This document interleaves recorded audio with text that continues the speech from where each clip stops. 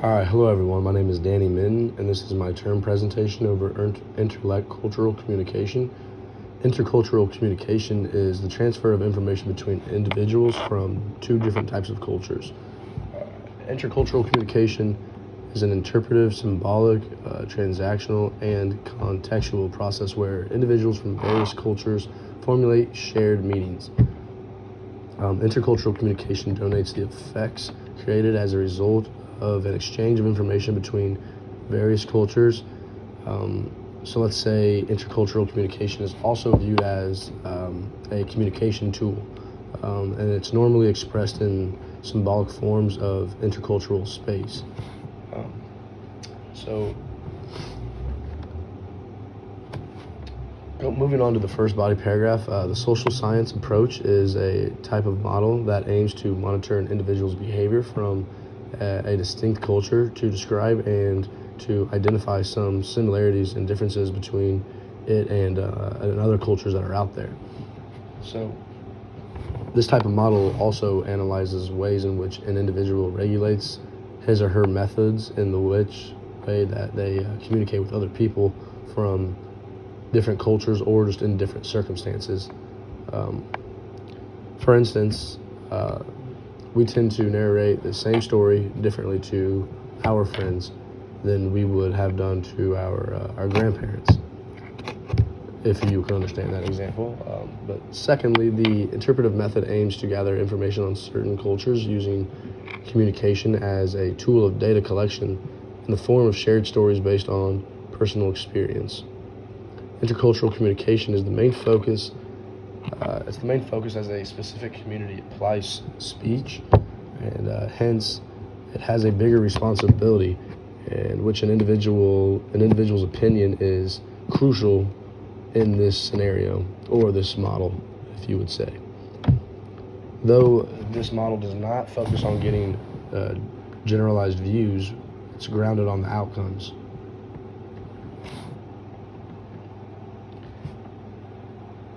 Next on, the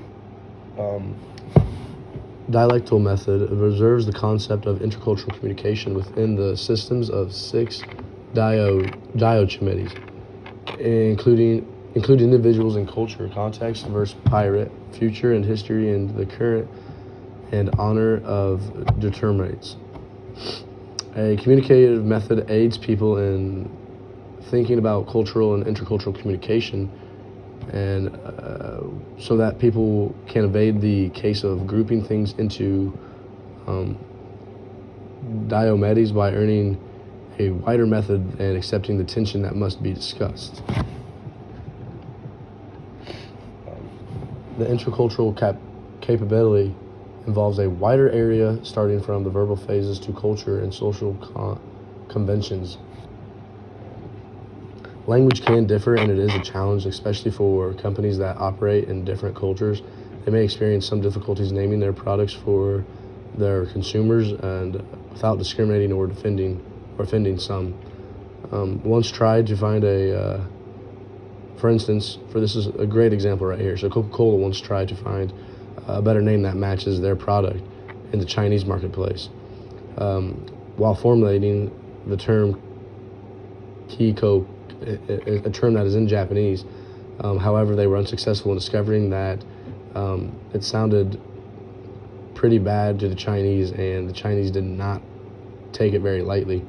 Therefore, it was a failure, and they ended up not changing the name. But it is vital to know that every culture can have distinct social conventions. Business partners in America prefer to conduct simple talks to establish relationships first. However, British people may apply humor, while Germany states clear the big idea by going straight to the point. On the other hand, they thus focus on impossibilities rather than inquiring confidential inquiries in the Western domain, for instance, about jobs or material status. Americans tend to apply the initial titles while speaking to others, but however, in places such as Austria, names must be included to maintain respect. Germany values the shaking of hands, and in Thailand, people place their palms together on their chest and bend, so it's like a bow. In terms of business presentation, different cultures in business desire to have different presentation styles. So one should be on the lookout if they are planning to have an overseas presentation. They should come prepared and actually truly know how they need to deliver their presentation.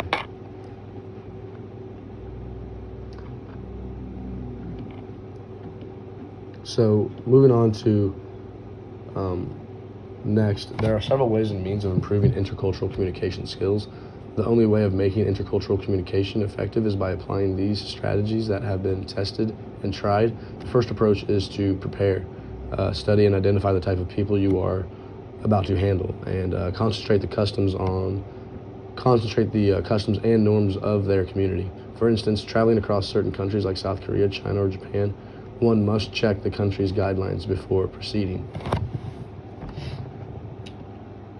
As you can see, to wrap everything up, intercultural communication is a very important method and tool that we use more often than what we know.